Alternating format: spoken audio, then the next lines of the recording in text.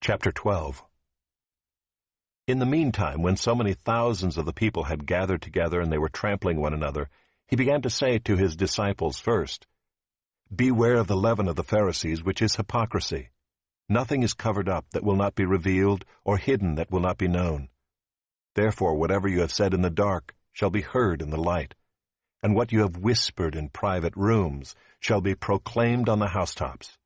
I tell you, my friends, do not fear those who kill the body, and after that have nothing more that they can do. But I will warn you whom to fear.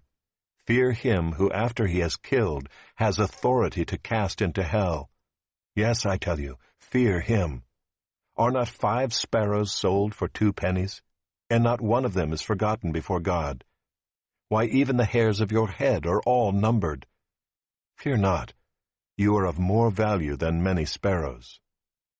And I tell you, everyone who acknowledges me before men, the Son of Man also will acknowledge before the angels of God. But the one who denies me before men will be denied before the angels of God. And everyone who speaks a word against the Son of Man will be forgiven. But the one who blasphemes against the Holy Spirit will not be forgiven. And when they bring you before the synagogues and the rulers and the authorities, do not be anxious about how you should defend yourself or what you should say, for the Holy Spirit will teach you in that very hour what you ought to say." Someone in the crowd said to him, "Teacher, tell my brother to divide the inheritance with me." But he said to him, "Man, who made me a judge or arbitrator over you?" And he said to them, "Take care and be on your guard against all covetousness, for one's life does not consist in the abundance of his possessions." And he told them a parable, saying, "The land of a rich man produced plentifully, and he thought to himself, 'What shall I do, for I have nowhere to store my crops?' And he said, 'I will do this. I will tear down my barns and build larger ones, and there I will store all my grain and my goods. And I will say to my soul, Soul, you have ample goods laid up for many years. Relax, eat, drink, be merry.' But God said to him, 'Fool, this night your soul is required of you, and the things you have prepared, whose will they be? So is the one who lays up treasure for himself and is not rich toward God.' And he said to his disciples, 'Therefore I tell you, do not be anxious about your life, what you will eat, nor about your body, what you will put on. For life is more than food, and the body more than clothing. Consider the ravens. They neither sow nor reap. They have neither storehouse nor barn, and yet God feeds them. Of how much more value are you than the birds? And which of you, by being anxious, can add a single hour to his span of life? If then you are not able to do as small a thing as that, why are you anxious about the rest? Consider the lilies, how they grow. They neither toil nor spin, yet I tell you, even Solomon in all his glory was not arrayed like one of these. But if God so clothes the grass, which is alive in the field today and tomorrow is thrown into the oven, how much more will he clothe you, O you of little faith? And do not seek what you are to eat and what you are to drink, nor be worried. For all the nations of the world seek after these things, and your Father knows that you need them. Instead, seek his kingdom, and these things will be added to you. Fear not, little flock, for it is your Father's good pleasure to give you the kingdom. Sell your possessions and give to the needy. Provide yourselves with money bags that do not grow old, with a treasure in the heavens that does not fail, where no thief approaches and no moth destroys. For where your treasure is, there will your heart be also. Stay dressed for action, and keep your lamps burning, and be like men who are waiting for their master to come home from the wedding feast, so that they may open the door to him at once when he comes and knocks.